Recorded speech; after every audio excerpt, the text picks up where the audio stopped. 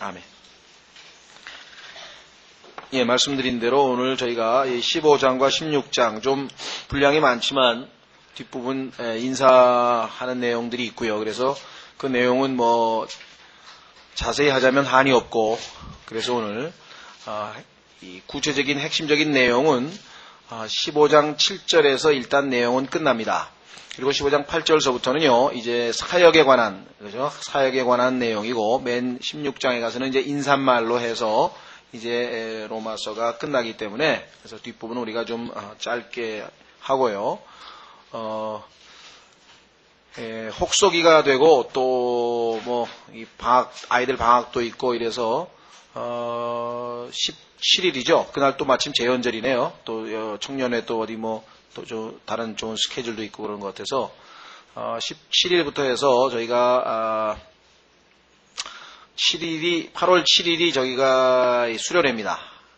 그죠? 네, 그래서 8월 7일, 그 다음에 8월 14일이 이제 토요일이고, 그래서 5주간 방학을 하려고 합니다. 그래서 5주간 방학을 하고요. 8월 21일 날 다른 성경 공부로 하려고 합니다. 지금 아직 어떤 걸 해야 될지 지금 아직 못 정했거든요. 예, 그래서 나중에 추후에 뭐 이 인터넷이나 이런 것으로 알려드리고요.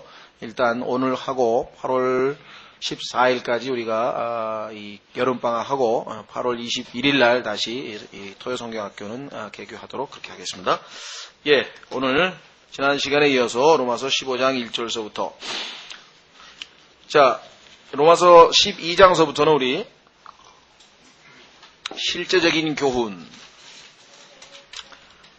로마서 12장서부터는 우리가 배운 그러한 1장서부터 8장까지의 교리에 관한 모든 구원에 관한 모든 교리들이, 또는 구원을 받은 후에 실제적인 어떤 삶을 살아야 되는지 그런 가르침들이 우리의 구체적인 생활에서 어떻게 적용될 것인가. 그래서 우리가 그리스도인으로서 은사를 발휘하는데 다른 지체들과의 관계에 있어서, 또 국가와의 시민으로서, 또 사회생활은 어떤 자세로, 또 뿐만 아니라 교회 안에서 믿음이 강한 자들과 약한 자들이 있는데, 즉 교회 안에서 성도들끼리 서로 의견이 다를 때 어떠한 자세로 우리가 대해야 되겠는가를 지난 시간 14장서부터 공부를 했었습니다. 그러니까 14장에 보시면은 세 가지를 우리가 하는데, 서로 의견이 다를 때, 특히 믿음이 약한 사람과 강한 사람, 물론 로마서에 나타나는 내용은 유대인 출신 성도들과 이방인 출신 성도들이 먹는 음식이라든가, 그 다음에 절기에 관해서, 그죠? 명절에 관해서 아주 의견이 이제 첨예하게 대립되었을 때 해결하는 방식으로 제시되었지만, 그 이외에도 우리가 성경에서 분명하게 누구에게나 다 공유되어야 될 그러한 정확한 그러한 이 교리들, 또 본질적인 교리들은 우리가 유니티, 통일되어 있어야 되고요. 그러나 그렇지 않은 것, 본질적이지 않은 것들에 대해서는 리버티라 그랬죠. 각자가 자기 자신의 개인적인 자유를 향유할 수 있다. 성경에 명확하게 명시되어 있지 않은 것들은요. 예, 그래서 무슨 옷차림이라든가 머리의 길이라든가, 그 다음에 뭐 이런 것들이 있죠. 또 어떤 분들은 신발도 말이지, 어떻게 신어야 된다, 그리스도인은 어떻게 해야 된다, 이런 규범들을 굉장히 많이 가지고 있는 분들인데, 그 성경에 안 나와 있는 것이라고 한다면 우리가 누구에게 강요할 필요는 없고 자기의 개인적 판단과 자유에 따라서 한다. 그렇게 말씀을 드렸었죠. 자, 그래서 이렇게 교리적으로 서로 의견이 차이가 났을 때, 또 비본질적인 문제에 관해서 서로 동의가 되지 않을 때, 이럴 때는 첫째, 서로 받아들이라고 하는 원칙을 지난번에 말씀을 드렸습니다. 서로를 받아들이라. 두 번째는 서로의 믿음을 세워주는 쪽으로, 그렇죠? 상대방의 믿음을 무너뜨리는 게 아니라 서로의 믿음을 세워주는 쪽으로 방향을 잡으라, 이렇게 했고요. 오늘 세 번째 우리가 공부하려고 하는 내용은 서로를 기쁘게, 그러니까 자기 자신을 기쁘게 하는 게 아니라 서로를, 다른 사람을, 상대방을 기쁘게 하는 그러한 자세로 대하라. 사실은 15장 1절에 나와 있는 이 구절은요, 그리스도인의 생활 태도의 전체적인 핵심 교리입니다. 그런즉 우리 강한 자들은 마땅히 약한 자들의 연약함을 담당하고 우리 자신을 기쁘게 하지 말아야 하리라. 우리 각 사람이 이웃을 기쁘게 하되 그의 유익을 구하여 세움을 받게 할지니라. 이는 그리스도께서도 자신을 기쁘게 하지 아니하셨음이니. 이게 그리스도께서 본을 보이신 것이 뭐냐? 자기 자신을 기쁘게 하지 아니하고, 그렇죠? 하나님을 기쁘시게 하고 다른 이 죄인들을 기쁘시게 하는 그러한 삶을 사셨다는 거죠. 그래서 우리가 그리스도인들의 신앙생활에 있어서 가장 핵심적인 문제는 자라고 늘 말씀을 드렸었죠. 자기 사랑, 자기. 이 요즘 세상에서는 아주 이 자기 사랑을 굉장히 아주 긍정적으로 얘기하고 아주 자긍심을 가지라고 얘기하고 하지만 성경에서는 자기 사랑이야말로 모든 죄악의 뿌리입니다. 그래서 이 마지막 때에 일어날 여러 가지 징조 중에서 디모데후서에 보면은 사람들이 자기를 사랑하고가 제일 먼저 나와요. 그 다음에 나머지 모든 부도덕한 일들의 명단은 뒤에 한참 열거되는데 그 첫 번째 뭐냐면은 자기 사랑, 이기주의죠. 자기 사랑. 자, 그래서 아주 이 15장 1절에 나와 있는 그 원칙. 그러니까 서로를 받아들이라. 그 다음에 믿음을 세워주라. 그 다음에 세 번째가 우리 자신을 기쁘게 하지 말고 2절 우리 각 사람이 이웃을 기쁘게 하되 그의 유익을 구하여 세움을 받게 할지니라.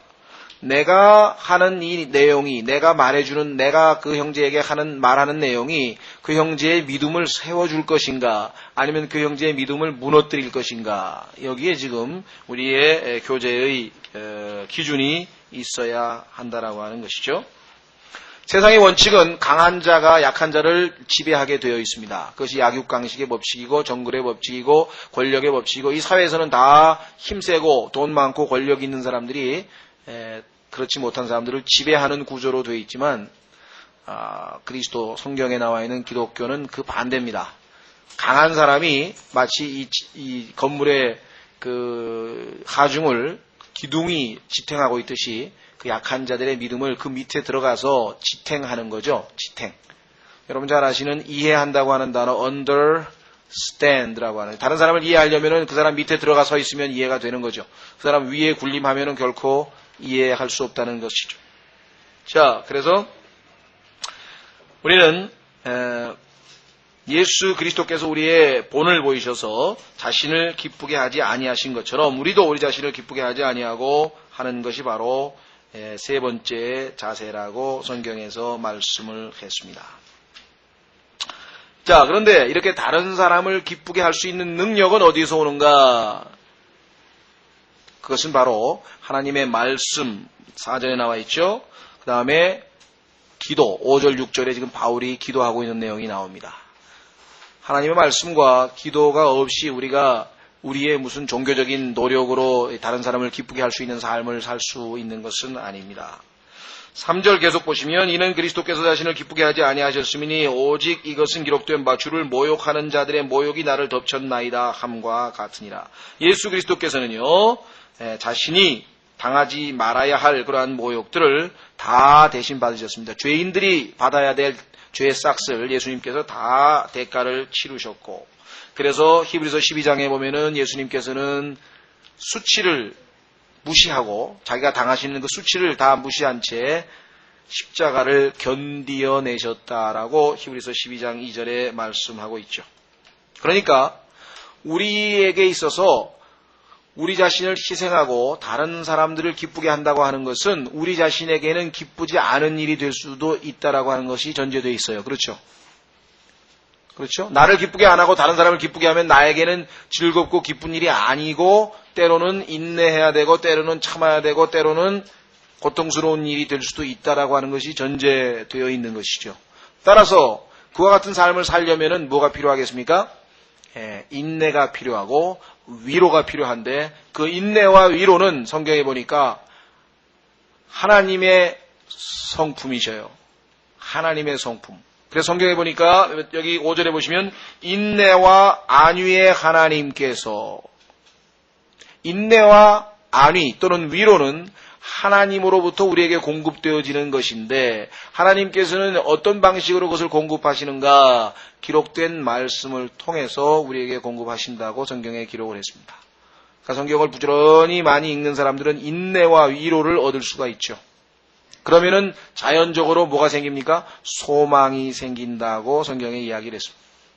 성경이 주는 인내와 위로로서 우리로 하여금 소망을 갖게 하려 하심이라고 성경에 기록했죠. 자, 4절에 보시면 무엇이든지 전에 기록된 것은, 물론 여기서는 구약 성경을 이야기하는 겁니다. 왜냐하면 아직 신약 성경에 기록되지 않았기 때문에. 그렇죠? 자, 그래서 무엇이든지 전에 기록된 것은 우리의 배움을 위하여 기록된 것이니 곧 성경이 주는 인내와 위로로서 우리로 하여금 소망을 가지게 하려 함이니라. 성경을 읽으면서 여러분들이 소망과 인내와 위로를 얻어보신 적이 있습니까? 더더군다나 하나님은 어떤 하나님이시니까? 성경에 계시되어 계신 하나님은 인내와 안위의 하나님께서라고 5절에 나와 있습니다. 그렇죠? 여러분들이 아마 하나님의 오래 참으심, 하나님의 인내에 대해서 아마 성경을 통해서 많이 접하셨을 텐데요.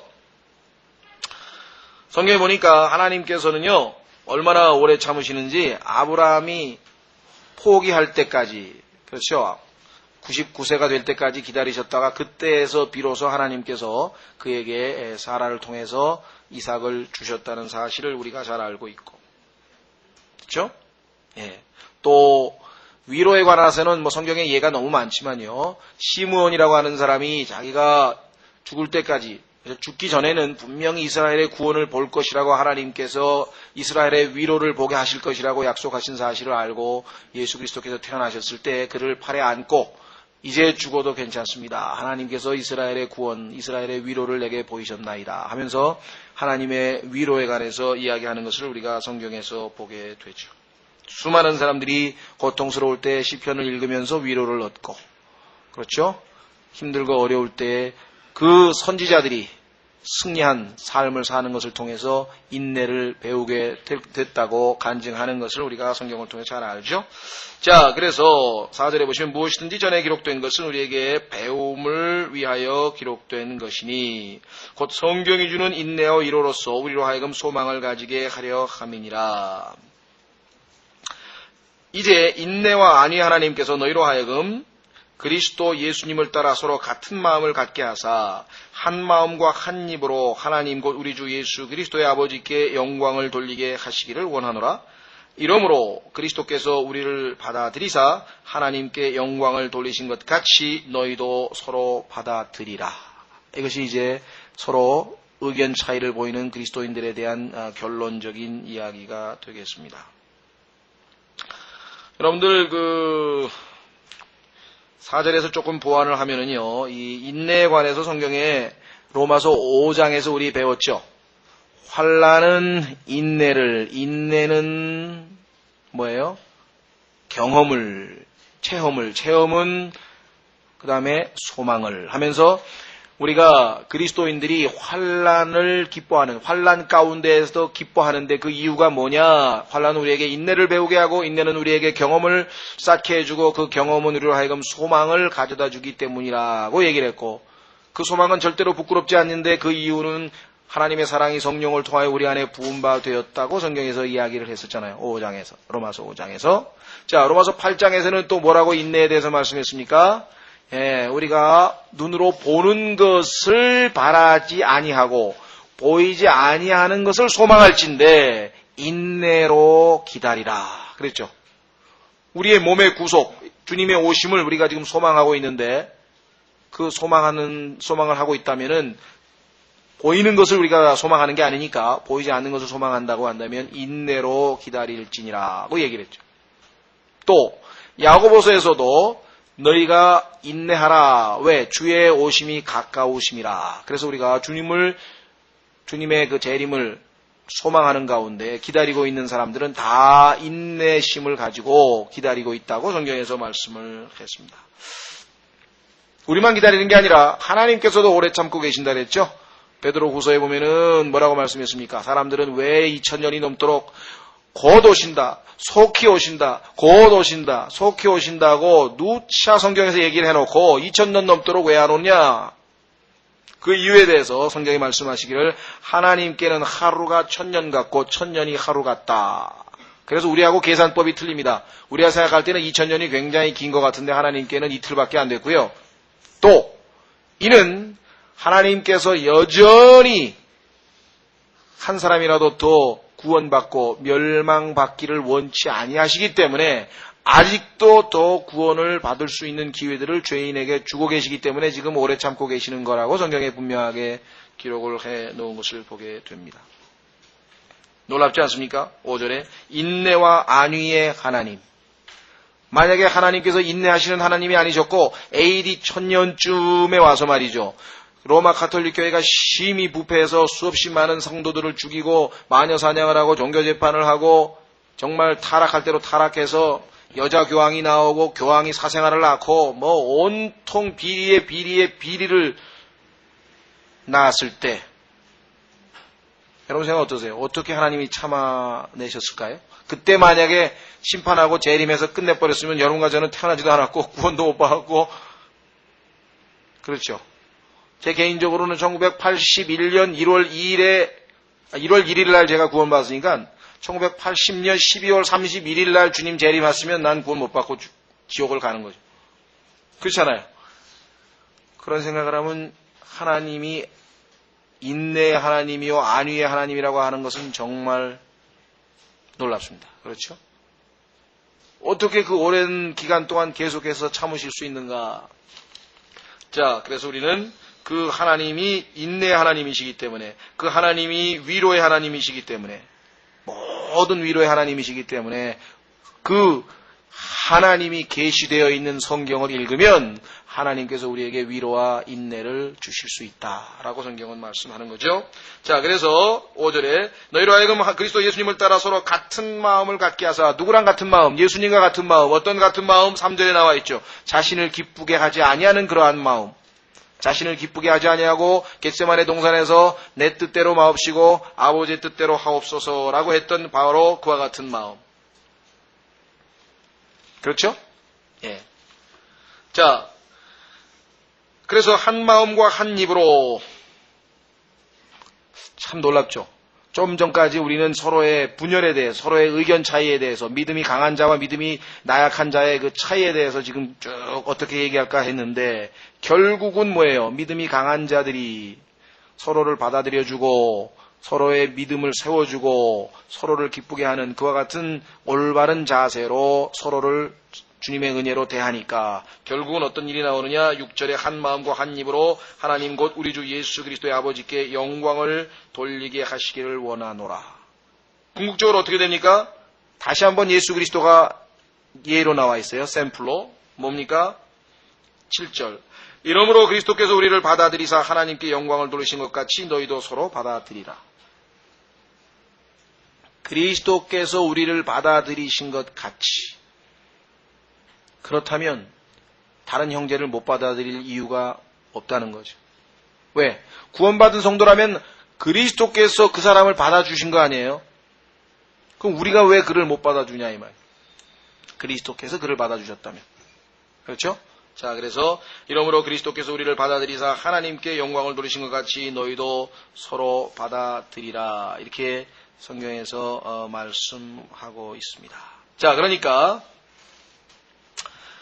세 가지, 즉 서로 받아들이고 서로 믿음을 세워주고 서로 상대방을 기쁘게 하는 그러한 삶을 살면 궁극적으로 그것이 어떻게 된다? 하나님께 영광을 돌리게끔 되어 있다고 오늘 성경에 말씀을 했습니다.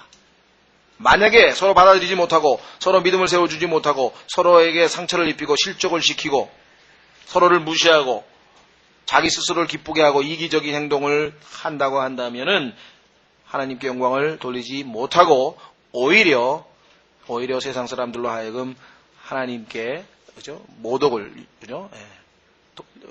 하도록 기회를 제공하는 경우가 생길 수가 있습니다. 대표적인 경우가 바로 이런 케이스였죠. 한번 확인해 보겠습니다. 창세기 13장 8절에 보시면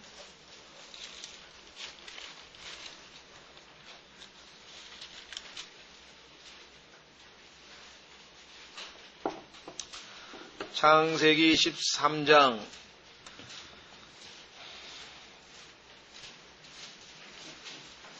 5절부터 보면은 이와 같은 케이스가 나와 있습니다. 아브라함과 함께 간 롯에게도 두 사람이 이제 조카하고 삼촌 사이죠.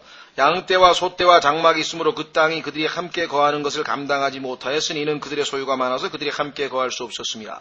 아브라함의 가축의 목자들과 롯의 가축의 목자들 사이에 다툼이 일어나고 또 그때에 가나안 족속과 브리스 족속도 그 땅에 거하였더라. 아브라함이 롯에게 이르되 우리는 한 형제라. 그렇죠? 한 형제라. 원하노니 나와 너 사이에 내 목자들과 내 목자들 사이에 다툼이 일어나게 하지 말자. 그렇습니다. 오늘 로마서에 나와 있는 내용이 바로 그거죠. 왜 그렇습니까? 내가 너에게 먼저 선택권을 줄 테니까. 그러면 자기를 기쁘게 하는 게 아니죠? 네, 우선순위를 지금 이기적으로 행동한 게 아니라 너에게 모든 우선권을 주겠다고 얘기를 했습니다. 왜 그랬을까요? 하나님께 영광을 돌리기 위해서 그랬겠죠.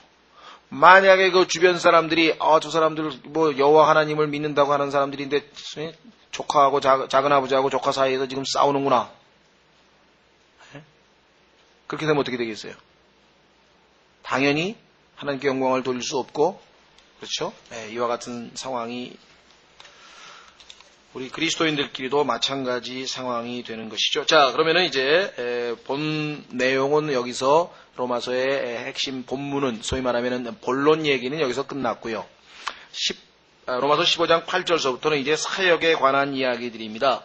8절서부터 13절까지는 예수 그리스도께서 유대인과 이방인들에게 하신 사역의 내용, 그 다음에 14절서부터 24절까지는 바울이 이방인들에게 한 사역의 내용, 그 다음에 나머지는 이방인들이 유대인들을 위해서 한 사역의 내용이 뒷부분에 나와 있고요.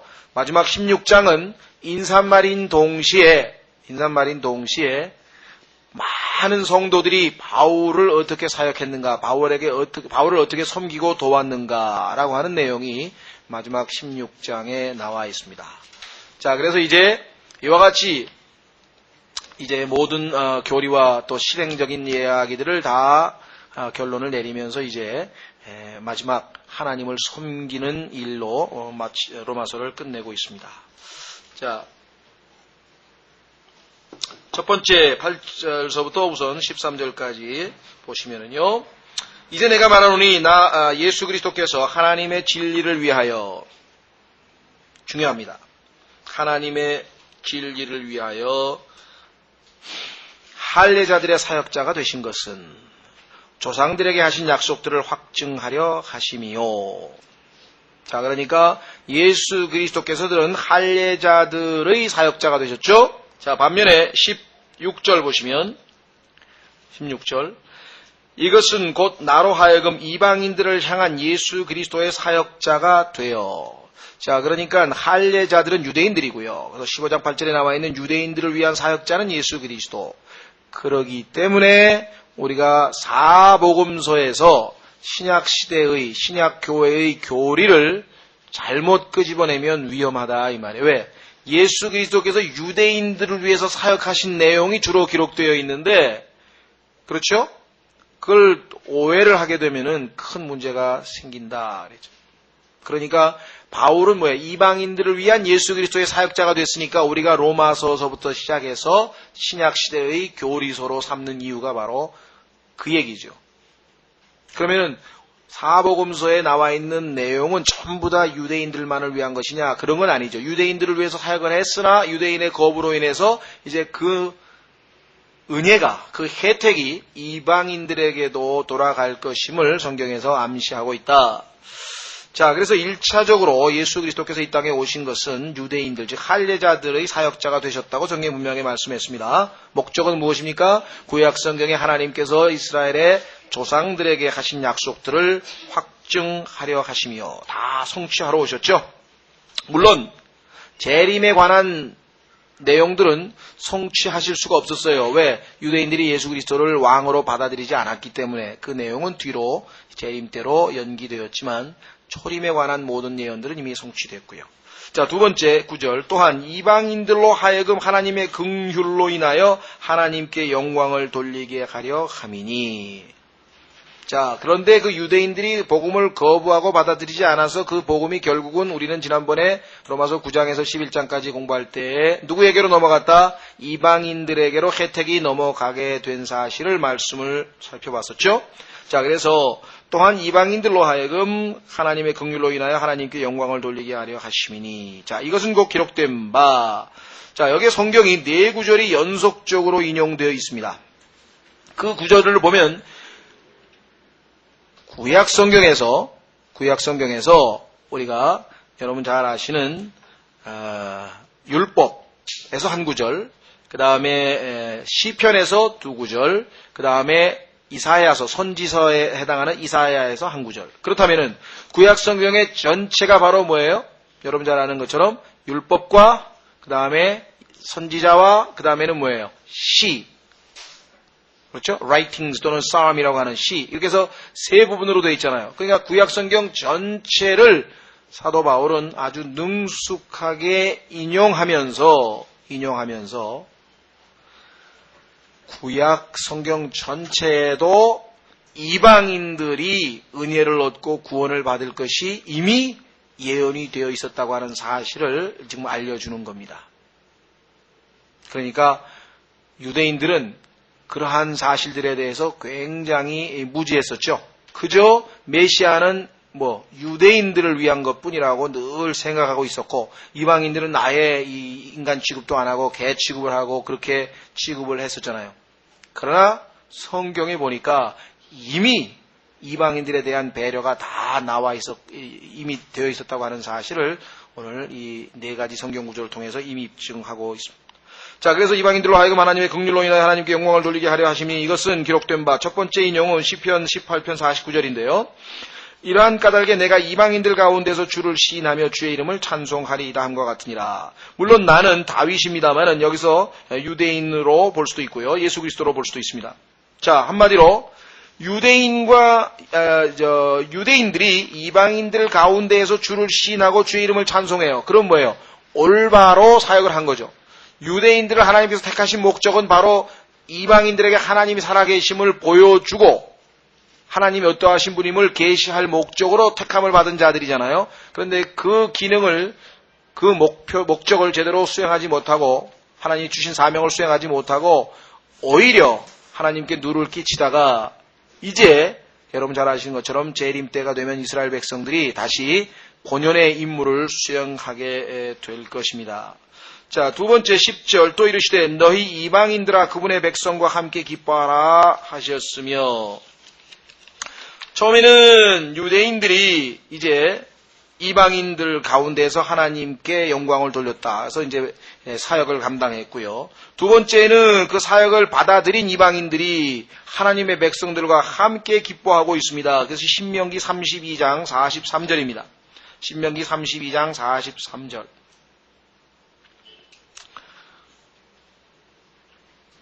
그 다음에 11절 또 모든 이방인들아 너희는 주를 찬양하라. 모든 백성들아 너희는 그분을 찬미할지어다 하셨고.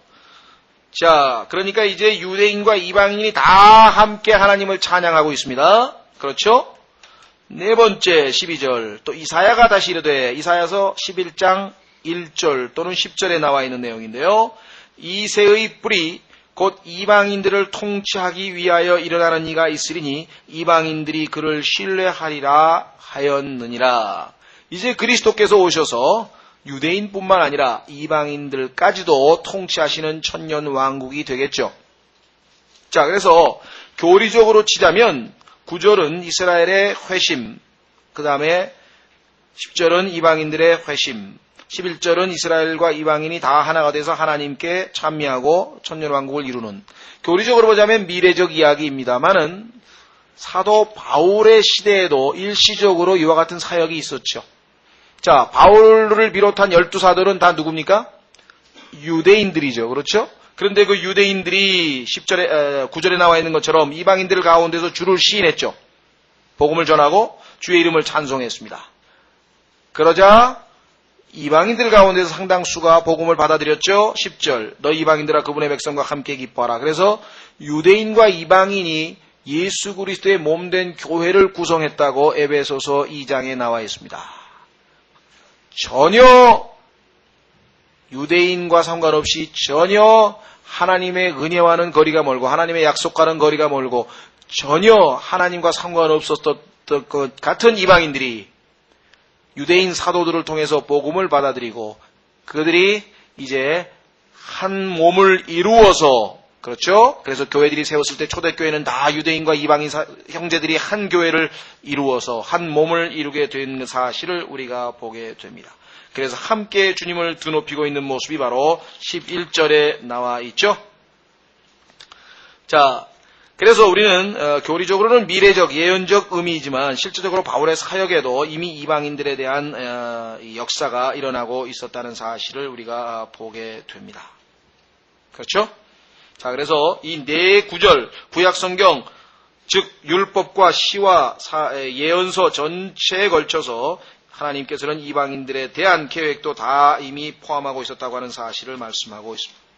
13절 이제 소망의 하나님께서 믿음 안에서 모든 기쁨과 평강으로 너희를 충만하게 하사 성령님의 권능으로 소망이 넘치게 하시기를 원하노라. 소망의 하나님. 성경에 보면은요, 하나님에 대해서 7가지 명칭이 나오는데 우리는 아까 뭘 봤습니까?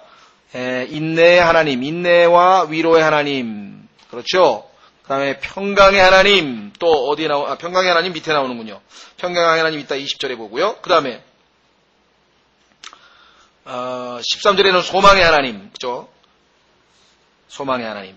그 다음에 사랑의 하나님, 그 다음에 진리의 하나님. 이렇게 해서 성경에 보면은 하나님이 어떠하신 분인가가 7가지로 나와 있는데 그때마다 여러분들이 잘 표시를 해두시면 하나님의 성품을 우리가 잘 알 수 있죠. 자, 하나님은 소망을 주시는 하나님이신데 어떻게 우리가 소망을 얻을 수 있는가? 믿음 안에서 모든 기쁨과 평강으로.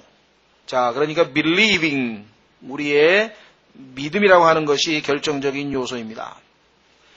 믿음이 없이는 하나님의 말씀이 우리 안에서 효과적으로 역사할 수가 없어요. 데살로니가 전서 2장에 보시면은요, 믿는 자에게 하나님의 말씀이 effectually, 효과적으로 work, 일할 수 있다. 하나님의 말씀을 읽고 그 말씀을 believe, 믿으면, 마음으로 믿으면 그 말씀이 우리 안에서 effectually work, 효과적으로 일할 수 있지만 내가 그 말씀을 믿지 아니하면 그 말씀은 나에게 무용지물이 되어버린다 이 말입니다. 그렇죠? 내가 지금 깜깜해요. 어두워요. 그런데 전화가 왔어요. 우리가 그 집에 지금 전기를 공급했으니까 스위치를 올리시라고. 그 말을 믿고 스위치를 올리면 광명을 찾는 거고 안 믿고 그럴 리가 있나? 내가 항상 암흑 속에서 살았는데 깜깜한데 여기는 전기라는 게 들어온 적이 없는데 전기가 들어온다는 게 말이 되냐 하고 믿지 않고 스위치를 안 올렸다. 그러면 여전히 어둠 속에 있는 것이고 그래서 이 믿음이라고 하는 것이 하나님이 effectually work, 효과적으로 일할 수 있는 수단이 되는 것이에요. 우리의 믿음 없이는 하나님께서 우리 안에서 일을 하실 수가 없어요. 아무리 전기를 공급해서 변전소에서 아무리 센 전기를 보내주면 뭐합니까? 스위치는 안 올리고 있는데 계속 안 올리고 있습니다. 믿음이라고 하는 것이 바로 그런 역할을 하는 거예요. 믿음. 자, 그래서 믿음 안에서 모든 기쁨과 평강으로. 왜 기쁨이 없습니까? 믿지 않으니까. 왜 평강이 없습니까? 믿지 않으니까. 기쁨도 없고 평강이 없으니까 소망이 있을 리가 없죠. 그렇죠. 자, 그래서 여기 보세요. 소망의 하나님, 믿음 안에서 모든 기쁨과 평강으로 너희를 충만하게 하사 성령님의 권능으로, 여기 또 성령님의 권능으로 소망이 넘치게 하시기를 원하노라. 이것이 바울의 기도고 우리 서로가 서로를 위해서 해 주어야 될 기도의 내용입니다. 그렇죠?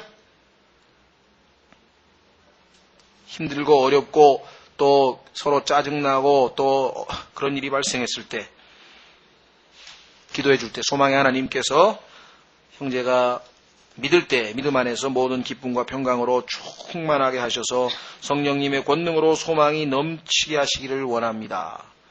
이렇게 기도해야죠. 네? 이렇게 기도. 자, 그래서 이제 예수 그리스도의 사역에 대한 얘기고요. 14절에서부터는 이제 바울의 이방인들을 향한 사역 이야기가 전개됩니다. 내 형제들아, 내가 또한 너희에 대하여 확신하노니 너희 역시 선함이 가득하고 그 다음에 뭡니까? 모든 지식이 충만하여 능히 서로를 흉계할 수 있느니라. 서로가 서로를 훈계하려면요, 반드시 전제 조건이 있어요. 그것은 뭐냐? 선함이 있어야 돼요. goodness. 그 다음에 지식이 있어야 돼요. 두 가지 요건이 갖춰지지 않은 채 다른 사람을 훈계하면 싸움이 일어나고 미움이 증식되고 갈라선다 이 말이에요. 순서가 뒤바뀌면 안 됩니다. 선함이 전제돼야 돼요.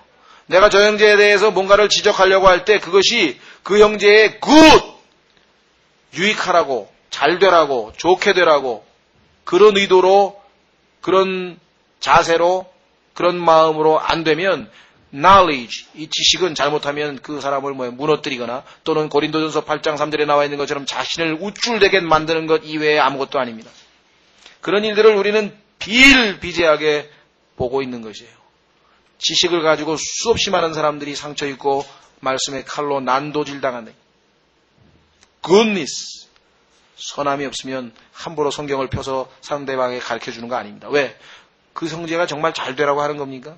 이것을 전제로 하고 있는지 아니면 그 사람 비판하려고 하는지 항상 내적 동기를 우리가 스스로에게 물어봐야 한다면 goodness. 한번 보십시오. 베드로후서. 우리는 과거에 있었던 교회에서 많은 실패 또는 시행착오를 겪었던 장본인들임을 우리는 스스로 인정해야 되고 더더군다나 우리는 그렇기 때문에 지식을 많이 공부하는 사람들일수록 조심해야 돼요. 베드로후서 1장.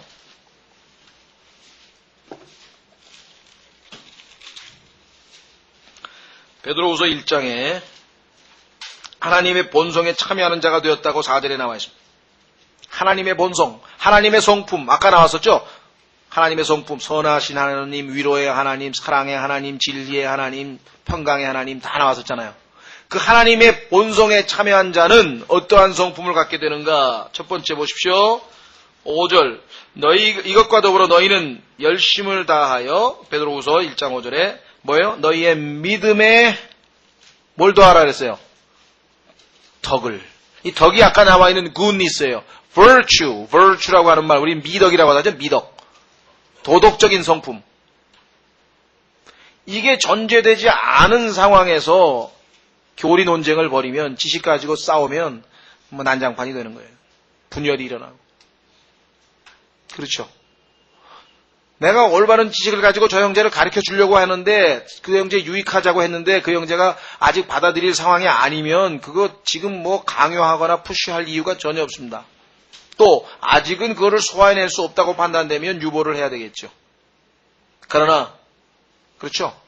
아니 아무리 좋은 음식이라도 부모가 볼 때 이 애가 지금 소화불량이고 말이야. 지금 소화도 안 되고 말이야. 체해가지고 있는데 아니면 지금 어린애가 돼가지고 이 질긴 고기는 이거 아무리 맛있어도 말이야. 이거 뭡니까? 그 곱창 말이야. 곱창. 그거 질기잖아요. 그거를 주면은 영양가는 있을지 모르지만 소화를 못할 아이인데 그 억지로 막 먹인다고 될 일이 아니죠.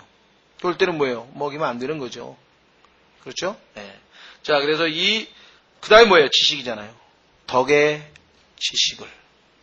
이 순서를 우리가 어기게 되면은 큰 문제가 생깁니다. 자, 그래서 우리는 로마서 15장에서도 바로 그 문제를 언급을 했습니다.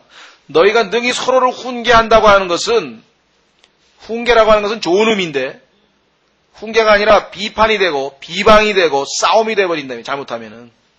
자, 로마서 15장 14절에 순서 꼭 잊지 마시고요. 자, 15절. 그럼에도 불구하고 형제들아 내가 너희로 하여금 생각나게 하려고 너희는 충분히 선함도 있고 지식도 충만하고 그래서 서로를 훈계할 수 있을 정도로 상당히 성숙한 형제들임을 내가 인정하노라. 그럼에도 불구하고 형제들아 내가 너희로 하여금 생각나게 하려고 어떤 부분에서 더욱 담대히 쓴 것은 하나님께서 내게 주신 은혜로 인함이니. 그러나 하나님께서 내게 주신 은혜로 인해서 내가 너희들에게 몇 가지 더 너에게 유익이 되도록 하기 위해서. 자, 한번 보세요. 로마서 1장을 보십시오. 로마서 1장에 보면 바울이 로마로 가고자 하는 목적이 기록되어 있어요. 로마로 가고자 하는 목적.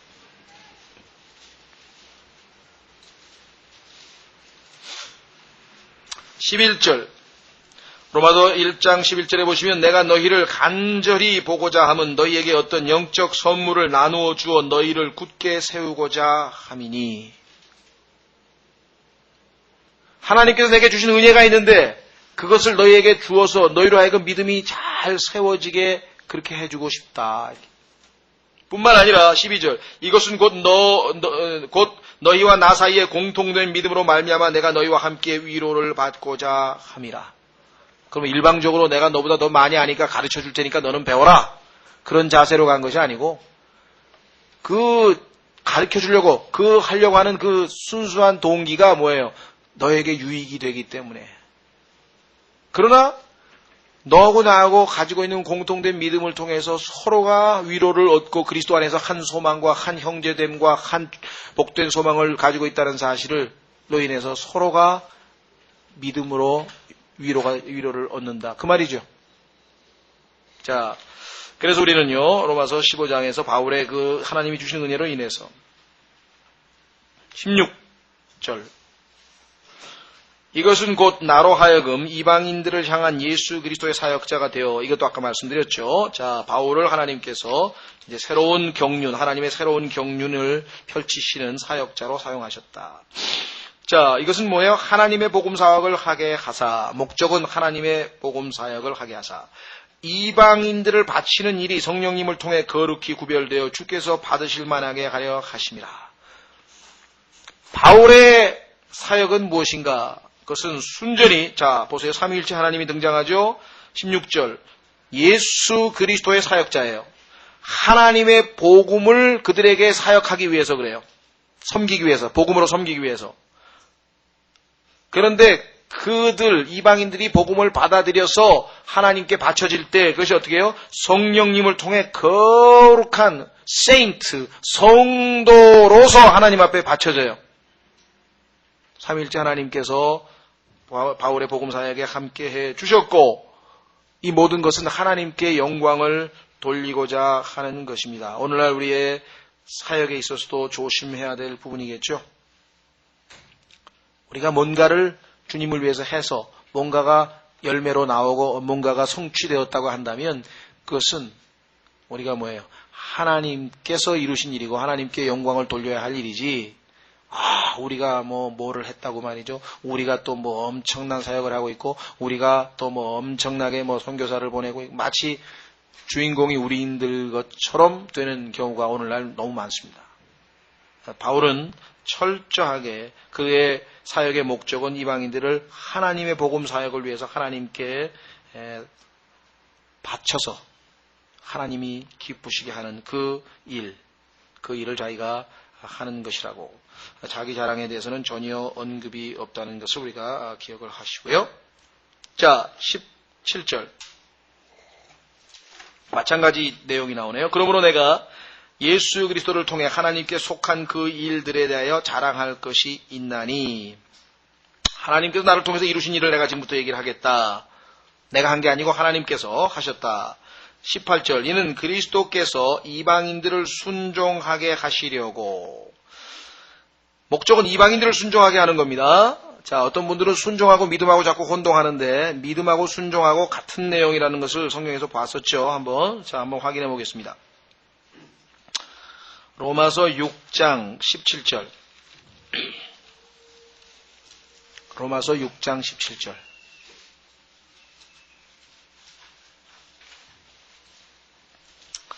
로마서 6장 17절에 그러나 하나님께 감사하리로다 너희가 죄의 종이었으나 과거죠. 구원받기 전 너희에게 전하여 준 교리의 틀을 자, 그 교리의 틀이 지금 바울이 로마서 1장서부터 5장까지 열심히 전했던 그 내용이죠.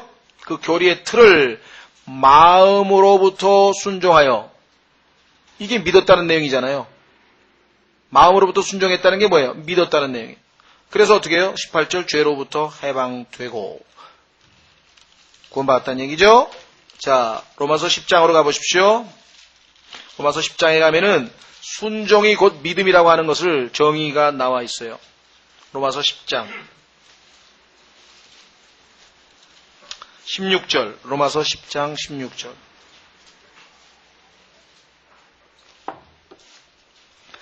말씀하시기를 로마서 10장 16절 그러나 그들이 다 복음에 순종하지는 아니하였나니 자 이스라엘 사람들 중에서 복음에 순종하지 않은 사람들이 있다는 거죠. 그런데 그 복음에 순종하지 아니하였나니 이는 이사야가 이르기를 주여 우리가 전한 것을 누가 믿었나이까 하기 때문이니. 그랬죠.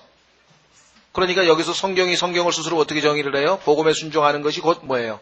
믿는 거죠. 그러니까 로마서 15장에 나와 있는 18절, 로마서 15장 18절에 나와 있는 이방인들을 순종하게 하시려고, 그 얘기는 뭐예요? 이방인들로 예수님을 믿게 하시려고 그 얘기죠. 같은 말이죠. 나를 통하여 이루신 것들 외에는 그 어느 것도 내가 감히 말하지 아니할 것입니다. 그러니까 바울이 자랑하는 것은 하나님께서 예수 그리스도로 하여금 이방인들을 믿게 하셔서 구원 얻게 하셔서 영광 받으시기 위해서 자신을 사용하신 것, 그것 이외에 다른 이야기는 아니하겠다. 그 이루신 것들은 첫 번째 말과 복음을 프리칭하는 거죠. 말로만 한 게 아닙니다. 그 다음에 행실로나, 여기에서 우리가 실패하죠. 말로 복음을 전하는 것은 너무나 많은 것을 공부하고 배웠기 때문에, 지식이 있기 때문에 아주 정말 설득력 있게 설명을 참 잘 하는데, 행실에 있어서 우리가 때로는 뒷받침이 안 되기 때문에, 그래서 참 어떨 때에는 이 언행이 일치되지 않은 그것으로 인해서 복음 전파에 많은 장애가 되죠. 그래서 사실은 우리가 식구들에게 복음을 전하기가 제일 어렵다. 친구들에게 복음을 전하기가 제일 어렵다. 가까이 아예 모르는 사람에게는 복음을 잘 설명해 줄 수 있는데 그 사람이 날 잘 모르니까. 그런데 너무나 나를 잘 아는 사람에게는 복음을 전하면 너 그렇게 사냐? 그러면 노력하는 중인데 나중에 그렇게 살거든 다시 와봐. 예를 들면 쉬운 일이 아니죠. 바울의 경우에는 말로뿐만 아니라 행실로, 그뿐만 아니라 하나님께서 능력이 있는 표적과 이적을 통해서나 하나님의 영의 권능으로 이루신 것이니 이로써 내가 예루살렘으로부터 일루리곤 근방에 이르기까지 그리스도의 복음을 충만히 선포하였노라. 어떤 분들은 그런 얘기를 해요. 말과 행실까지는 이해가 되는데 그러면 오늘날 우리는 어떡합니까? 예를 들면 능력 있는 표적과 이적을 통해서는 하나님의 영의 권능은 우리에게 별로 나타나지 않는 것 같은데, 자, 여기서 지금 표적과 이적이라고 하는 것은 지난번에도 말씀드렸지만 하나님께서 한시적으로 사용하신 것이다. 물론 오늘날 초자연적인 역사가 안 일어난다고 하는 것은 아닙니다. 하나님께서 얼마든지 일으키실 수 있는 분이죠. 그렇죠? 또 그런 간증들을 우리가 들을 수 있고. 그러나 그건 굉장히 예외적입니다. 예외적. 왜냐? 하나님께서 성경이 완성되기 전에는 사도들이 전하는 메시지가 하나님의 말씀이라고 하는 것을 확증시켜 주실 필요가 있어요. 특히나 유대인들은 늘 표적을 원하는 사람들이거든요. 그래서 모세를 하나님이 보내셨다고 하는 것을 뭘로 입증해요? 지팡이를 던지니까 뱀으로 되고 치니까 피로 물이 바뀌고, 이와 같은 항상 그런 이적을 통해서, 그건 성경에서는 표적이라고 했는데요. signs. 표적을 통해서 이스라엘은 맞아. 하나님의 일이 확실해. 항상 그렇게 판단하도록 훈련을 받았단 말이에요. 하나님께서 그걸 또 허락을 하셨고, 그래서 항상 표적을 보여주면은 유대인들은 이건 하나님이 하신 일 맞다. 이렇게 됐다. 그러니까 하나님께서 초기에 복음이 이방인들에게로 사도행전 28장을 지나서 유대인들이 이제 복음을 거부해서 이방인들에게로 복음이 넘어가기 전까지의 사역에 있어서는 어떻게 할 수밖에 없었어요. 유대인들을 대상으로 할 때는 특히나 표적이나 이적을 보여줘야지만 그 사도가 지금 말하고 있는 것이 하나님의 말씀이고 이 사람이 하나님이 보내신 그 사자라고 하는, 사도라고 하는 사실을 인정을 해주는 것이죠. 그렇죠? 예. 그래서 그와 같은 한시적인 상황에 놓여 있기 때문에 이것이 주어진 것이고, 오늘날의 경우에는 그럴 필요가 전혀 없죠. 왜? 그 사람이 하나님의 사람인지 아닌지 알아볼 수 있는 방법은 간단해요. 성경을 딱 펴서 그 사람이 하나님의 말씀에 일치하는 내용을 이야기하고 있는가 아닌가를 우리가 살펴볼 수가 있겠죠. 그렇죠? 물론 두 번째로 그의 삶에 있어서의 열매를 통해서 그가 하나님의 일꾼인지 아닌지 또 알아볼 수 있다고 성경에 이야기를 했으니까, 그래서 여기 나와 있는 능력 있는 표적과 이적이라고 하는 것을 오늘날 이 은사주의 계통의 교회들이나 또는 또 아주 센세이션을 일으켜가지고 무슨 큰 흥분된 집회나 아니면 무슨 치유나 이런 쪽으로 이 기독교를 잘못 호도하고 있는 사람들은 이쪽으로 굉장히 치중을 많이 합니다. 그러나 이 은사의 목적 또 표적의 목적 이와 같은 것은 성경적으로 하나님께서 특별한 이유가 있고 그렇죠? 그런 경우에만 사용하셨다는 것. 오늘날 이 표적과 이적은 오히려 남용될 뿐만 아니라 오히려 무엇에 대한 표시냐?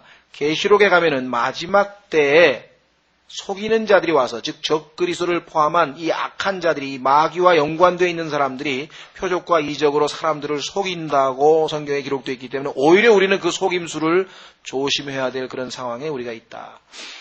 이 문제는 상당히 중요한 문제이기 때문에 제가 여기 토요 성경 공부에서 은사주의 특강이라 그래가지고 아마 테이프 12개죠. 그러니까 총 6주에 걸쳐서 2시간씩 해서 우리가 12개에 걸쳐서 하나님이 주신 은사의 목적과 그 사용에 관한 것, 치유에 관한 것, 질병의 원인은 무엇인가 등등등 해서 상당히 자세하게 공부한 테이프가 있습니다. 그래서 은사주의 특강 필요하시면은 좀 자세하게 좀 공부하실 분은 그렇게 하시고요. 자,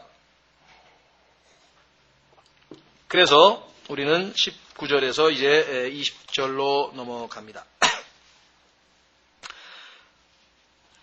20절. 참으로 내가 복음을 선포하고자 애써 왔으되 그리스도의 이름을 부르는 곳에서는 하지 아니하였으니 이것은 다른 사람의 기초 위에 건축하지 아니하려 함이라.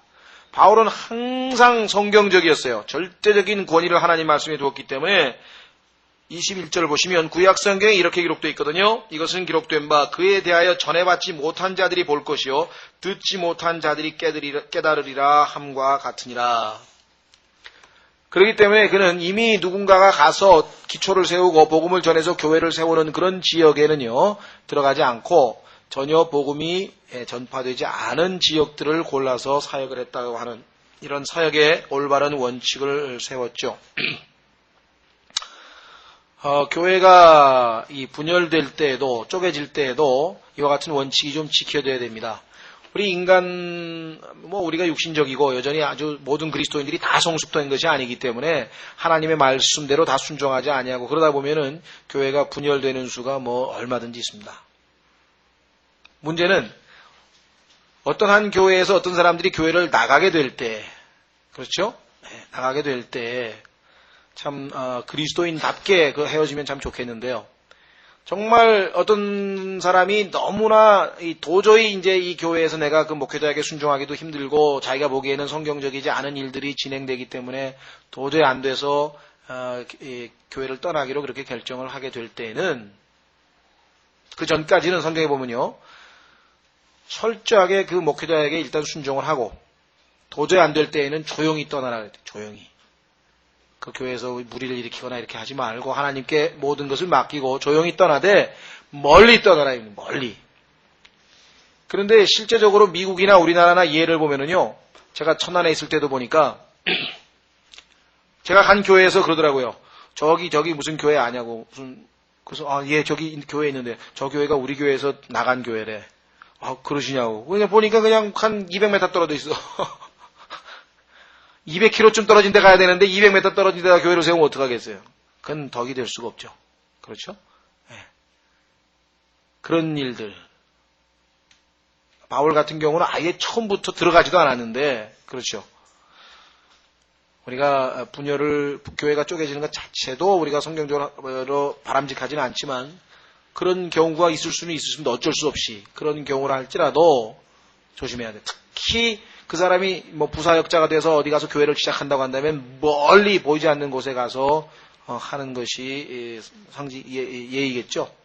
그래서 미국 같은 교회에서는 신학교 같은 데서는 200km 이렇게 200마일인지 20마일인지 잘 모르겠습니다만 그러니까 리미트를 정해주기도 하고 그런다고 하는데 대부분의 경우에는 잘 지켜지질 않습니다. 자, 그래서요. 22절 이러한 까닭에 또한 내가 너희에게 가려 하던 것이 여러 번 막혔으나 이제는 이 지방에서 더 이상 일할 것이 없고 또 여러 해 동안 너희에게 가고자 하는 간절한 소원이 있어서. 참으로 놀라운 사역의 결과이죠. 신실한 사람입니다. 신실한 사람. 어떻게 할 수 있어요? 하나님이 맡겨주신 그 지역에 가서 한 군데도 복음을 듣지 않은 곳이 없을 정도로, 일할 곳이 없을 정도로 다 철저하게 복음을 다 전했다고 이야기를 했고요. 그래서 이제 여러 해 동안 너에게 가고자 하는 간절한 소원이 있어서 24절 언제든지 스페인으로 여행하게 되면 너희에게 가고자 하노니 이는 내가 너 행중에 너희를 만나보기 바라고 먼저 너희와 사귐으로 다소 체험을 받은 뒤에 너희가 거기로 보내주기를 바라기 때문이라. 그러니까 바울은 지금 솔직하게 이야기했습니다. 로마에 가서는 사실 계속해서 복음을 전파할 필요는 없겠죠. 이미 교회들이 세워져 있고 다 일을 하고 있고. 그러나 이제 그가 하나님의 은혜로 얻은 그러한 영적인 그러한 선물들을 몇 개 더 전해주고 그 대신 그 로마 교회와 성도들에게 기대하는 것은 뭐예요? 자기가 그곳에 가서 교제를 해서 세움을 입고, 그렇죠? 그래서 아주 영적으로 재충전이 될 뿐만 아니라 위로를 얻고 뿐만 아니라 뭐예요? 그들의 재정적인 도움도 필요하면 받아서 스페인에, 즉 그 당시로 치자면 땅끝이나 마찬가지죠. 왜냐하면 저 이베리아 반도 맨 마지막이니까요. 지중해로 치면 맨 끝에 거기까지 가서 복음을 전할 준비를 하고 있다라고 지금 이 로마에 있는 형제들에게 이야기를 하는 것입니다. 그래서 이 다소 체험이라고 하는 것은 솔직하게 로마 교회가 하나님의 이 복음 사역에 동참할 의사가 있으면 얼마든지 동참할 수 있는 것이겠죠. 자, 그래서 25절. 그러나 지금은 내가 성도들을 섬기는 일로 예루살렘에 가노니. 자, 지금 이제 못 갔죠. 나중에 보시면은요, 바울이 예루살렘에 가서 이 고린도 교회 또 마케도니아에 있는 사람들이 거둔 헌금을 가지고 예루살렘에 있는 교회에 구제를 하러 갑니다. 왜냐하면 이들이 굉장히 이제 경제적으로 어려운 처지에 빠져서 그 구제 헌금을 가지고 이제 도와주러 가죠. 거기에 갔다가 붙잡혀서 2년 동안 가이사랴 감옥에 갇혀 있게 되고 결국은 하나님께서는 그를 로마로, 물론 죄수의 신분이지만 로마로 보내시게 되는 것을 보게 됩니다. 그래서 결국은 바울의 원하는 그런 자유로운 방식으로는 아니었지만 하나님께서 허락하셔서 로마로 가게 되죠. 그러나 지금은 이제 성도들을 섬기는 일로 이제 예루살렘으로 가노니. 이는 마게도니아와 아가야 사람들이 예루살렘에 있는 가난한 성도들을 위하여 기쁘게 얼마를 기부하였음이라. 여러분들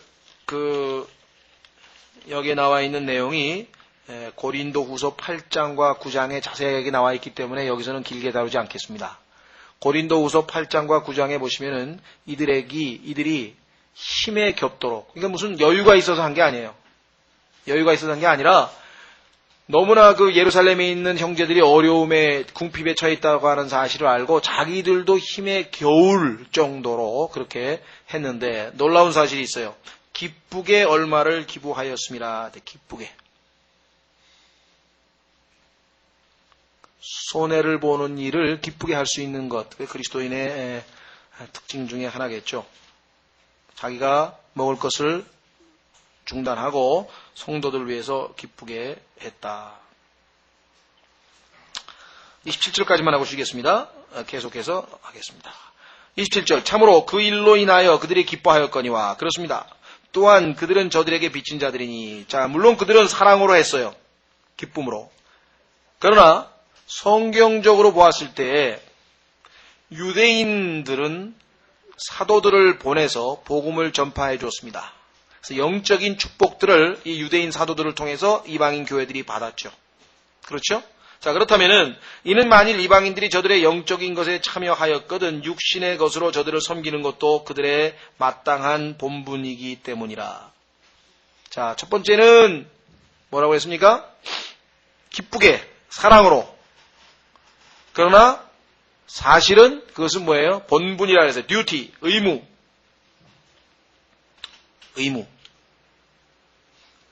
뿐만 아니라 28절.